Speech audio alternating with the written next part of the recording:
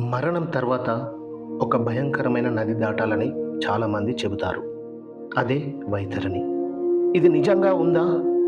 పురాణాల ప్రకారం వైతరణి నది యమలోకానికి వెళ్ళే మార్గంలో ఉంటుంది.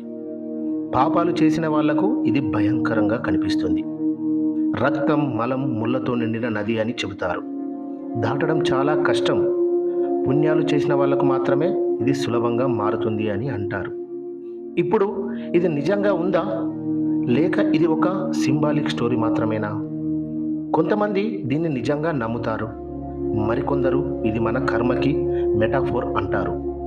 మన పనులే మనకు మార్గం చూపుతాయి. భవిష్యత్తులో మనకు అసలు నిజం తెలుస్తుందా, లేక ఇవి ఎప్పటికీ విశ్వాసంగా మిగిలిపోతాయా? కానీ ఒక విషయం మాత్రం క్లియర్, మన జీవితంలో చేసే పనులే మన ఫ్యూచర్ని డిసైడ్ చేస్తాయి.